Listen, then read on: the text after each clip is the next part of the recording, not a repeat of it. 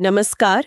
आज हम एक ऐसी स्थिति पर बात कर रहे हैं जो बहुत से परिवारों में देखने को मिलती है और काफी इमोशनल भी होती है। बिल्कुल। मान लीजिए पति पत्नी में कुछ अनबन हुई और पत्नी घर छोड़कर चली गई, बातचीत बंद। हाँ, ये बहुत कॉमन है। और पति चाहते हैं कि सुलह हो जाए, घर बस जाए दोबारा, पर समझ नहीं आता कि करे क्या, पहला कदम क्या हो। सही बात है। कंफ्यूजन बहुत होता है ऐसी सिचुएशन में। तो आज हमारे पास जो जानकारी है वो एक सोर्स से है जिसका टाइटल कुछ ऐसा है, वैवाहिक विवाद कानूनी नोटिस की रणनीति। ये खास तौर पर पतियों के लिए एक स्ट्रैटेजिक लीगल रास्ते की बात करता है। तो आज हम कोशिश करेंगे कि सोर्स की जानकारी को समझें और ये देखें कि क्यों ये सीधा कोर्ट जाने के बजाय एक अलग पहले कदम की बात कर रहा है। बिल्कुल।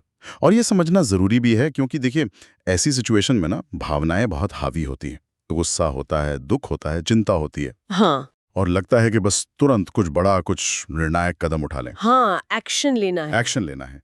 लेकिन जैसा ये विश्लेषण बता रहा है, कभी-कभी वो जल्दबाजी का कानूनी कदम, जैसे सीधा कोर्ट चले जाना, वो मामला सुलझाने के बजाय शायद और उलझा देता है। अच्छा।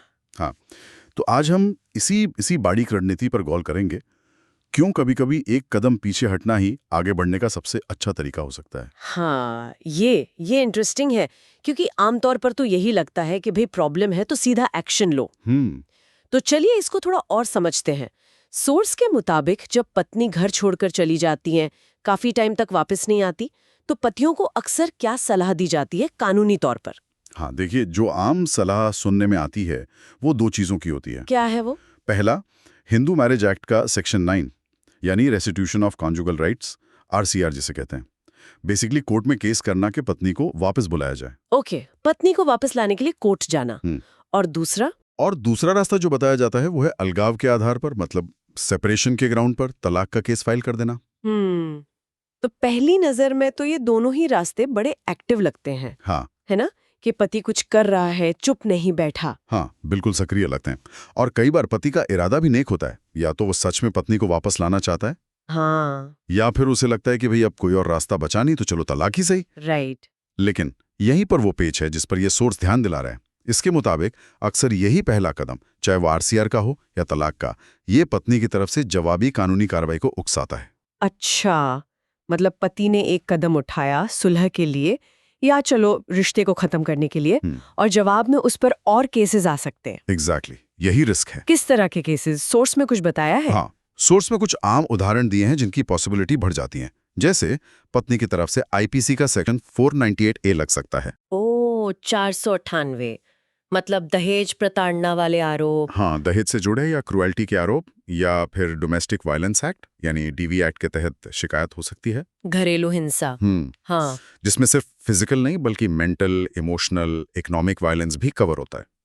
और इसके साथ ही सीआरपीसी सेक्शन 125 के तहत मेंटेनेंस यानी गुजारा भत्ता का दावा। ओ, तो मतलब जो मामला शायद सिर्फ पति पत्नी के आपसी मतभेद का था, वो अचानक से दहेज, घरेलू हिंसा, गुजारा भत्ता, इन सब के कानूनी जाल में फंस सकता है। बिल्कुल। ये तो पति के लिए वाकई एक, जैसा सोर्स कह रहा है, मुसीबत खड़ी होने वाली बात हो गई। ये तो बहुत स्ट्रेसफुल हो जाता होगा फिर, कानूनी तौर पे भी और इमोशनली भी। बिल्कुल, यही वो मेन चिंता है जिसे ये सोर्स हाईलाइट कर रहा है कि पति का पहला कदम, चाहे वो अच्छी नियत से हो या मजबूरी में, अनजाने में एक ऐसी चेन रिएक्शन शुरू कर सकता है जहां वो डिफेंसिव मोड में आ जाता है। हाँ, बिल्कुल। और कई मोर्चों पे लड़ रहा होता है। फिर वो जो संवाद या सुलह की गुंजाइश थी ना, वो कम होती जाती है, कड़वाहट पड़ जाती है।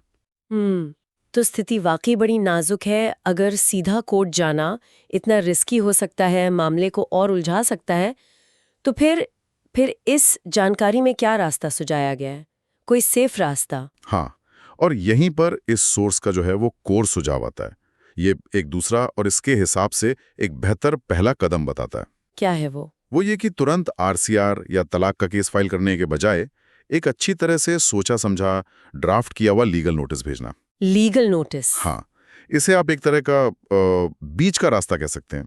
ये मुकदमेबाजी जितना एग्रेसिव नहीं है, टकराव वाला नहीं है, लेकिन ये सिर्फ चुप बैठे रहने से बेहतर है, क्योंकि ये फॉर्मली एक प्रोसेस शुरू करता है, पति के इरादे रिकॉर्ड पर लाता है। एक कानूनी नोटिस तो ये बस एक चिट्ठी भेजने जैसा नहीं है, इसमें ऐसा क्या खास होना चाहिए कि ये इतना इफेक्टिव हो? क्या लिखना चाहिए इसमें? नहीं, ये सिर्फ एक नॉर्मल लेटर नहीं है, ये एक स्ट्रैटेजिक डॉक्यूमेंट है। सोर्स के मुताबिक एक असरदार नोटिस में कुछ खास बातें बिल्कुल साफ साफ होनी चाहिए। जैसे कि? देखिए, सबसे पहली और जरूरी बात, नोटिस में क्लियरली लिखा हो कि पत्नी बिना किसी ठोस, वैलिड या जायज कारण के अपनी मर्जी से घर छोड़कर गई है। अच्छा, मतलब कारण का न होना मेंशन करना है। हाँ, और अगर हो सके तो डेट वगैरह का जिक्र भी हो कि कब से अलग रह रही हैं। ये बेसिकली एक तरफा अलगाव का एक फॉर्मल रिकॉर्ड बन जाता है। ओके, पहला पॉइंट ये हुआ। और दूसरा, नोटिस में पति की तरफ से ये साफ इच्छा जाहिर होनी चाहिए कि वो पत्नी को वापस अपने साथ रखने को तैयार है और पहले की तरह ही उनकी सारी जिम्मेदारियां उठाने में सक्षम भी है और इच्छुक भी है। मतलब पति सुलह चाहता है, ये क्लियर करना है। हाँ, बिल्कुल, ये उसकी सीरियसनेस दिखाता है। तीसरा पॉइंट, इसमें सारी वैवाहिक जिम्मेदारियां, खासकर पत्नी का भरण पोषण मतलब मेंटेनेंस, उसको पूरा करने की कमिटमेंट का आश्वासन होना चाहिए। अच्छा, कि वो जिम्मेदारी से भाग नहीं रहा। एग्जैक्टली, इससे ये मैसेज जाता है। चौथा, नोटिस में पत्नी को वापस घर लौटने का एक सीधा फॉर्मल इन्विटेशन होना चाहिए। और साथ में ये भी पूछा जा सकता है कि अगर वो वापस नहीं आना चाहती हैं तो आगे क्या, मतलब उनकी क्या मंशा है। ये बातचीत का दरवाजा खोलता है और थोड़ी जवाबदेही पत्नी पर डालता है।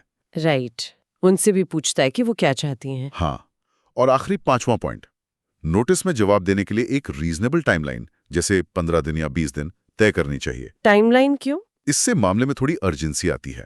ये दिखाता है कि पति इस सिचुएशन को बस ऐसे ही चलने नहीं देना चाहता। ठीक है, तो ये 5 चीजें, बिना वजह जाना, पति का वापस रखने को तैयार होना, जिम्मेदारी लेना, वापस बुलाना और जवाब मांगना और टाइम देना, ये मिलकर नोटिस को वजनदार बनाते हैं। बिल्कुल। लेकिन अब सवाल ये है कि ठीक है, नोटिस भेज दिया, इससे असल में फायदा क्या होता है? मतलब इसके ठोस स्ट्रैटेजिक फायदे क्या हैं?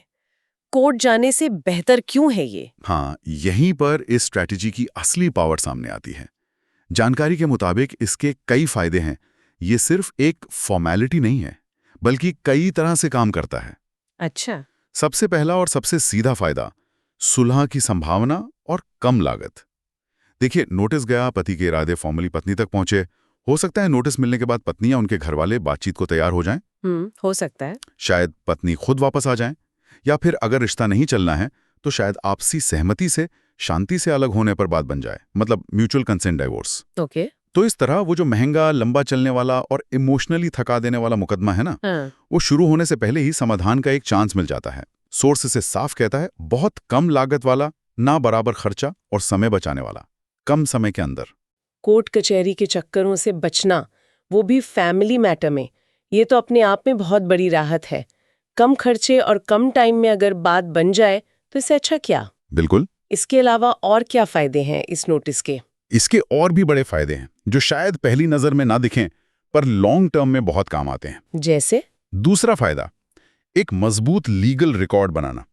देखिए, ये लीगल नोटिस आगे अगर कोई केस होता है तो उसके लिए एक बहुत इंपॉर्टेंट डॉक्यूमेंट्री एविडेंस बन जाता है। सबूत? किस बात का? इस बात का कि पति ने कोर्ट का दरवाजा खटखटाने से पहले अपनी तरफ से सुलह की एक सच्ची और फॉर्मल कोशिश की थी। ये पति की अच्छी नीयत, उसके पॉजिटिव रवैये का एक पक्का रिकॉर्ड बन जाता है। अच्छा। अगर बाद में मामला कोर्ट में गया तो जज के सामने ये रखा जा सकता है कि देखिए, पति ने तो पहले शांति से मामला सुलझाने की कोशिश की थी। और तीसरा फायदा? तीसरा फायदा, भविष्य के आरोपों का खंडन करना। इसकी डिफेंसिव पावर बहुत है। जैसे हमने पहले बात की थी ना कि आरसीआर या तलाक केस पर 498A या डीवी के आरोप आ सकते हैं। हाँ। उन आरोपों में अक्सर कहा जाता है कि पति ने मारपीट करके निकाल दिया, या वो रखना ही नहीं चाहता था, या देखभाल नहीं की। राइट। अब अगर पति ने पहले ही ये नोटिस भेजा हुआ है जिसमें उसने साफ लिखा है कि मैं तुम्हें वापस बुला रहा हूं, साथ रखने को तैयार हूं, देखभाल करने को तैयार हूं, तो ये नोटिस पत्नी के इन दावों को सीधा काटता है। अच्छा, मतलब ये नोटिस उन आरोपों के खिलाफ एक ढाल बन जाता है। हाँ, बिल्कुल। सोर्स की भाषा में कहें तो ये नोटिस पत्नी के ऐसे झूठे दावों को काट करेगा और ये साबित करने में मदद करेगा कि उनकी बातें झूठी पाई जाएंगी। वाह, तो ये नोटिस एक तरह से फ्यूचर प्रूफिंग भी कर रहा है। मतलब आप सिर्फ रिएक्ट नहीं कर रहे आरोपों पर, बल्कि पहले ही अपनी पोजीशन क्लियर कर रहे हैं। ये तो वाकई सोचा समझा कदम लगता है। एग्जैक्टली। इसका कोई और खास फायदा भी है क्या? हाँ, एक और बहुत महत्वपूर्ण फायदा है जिसका जिक्र सोर्स में खास तौर पर है। वो क्या है? चौथा लाभ, मेंटेनेंस यानी भरण पोषण के मामलों में खास फायदा। मेंटेनेंस में कैसे? देखिए, कानून में ये प्रावधान है, जैसे सीआरपीसी का सेक्शन 125(4) कहता है कि अगर पत्नी बिना किसी पर्याप्त कारण के अपने पति के साथ रहने से इनकार करती है तो वो मेंटेनेंस पाने की हकदार नहीं हो सकती।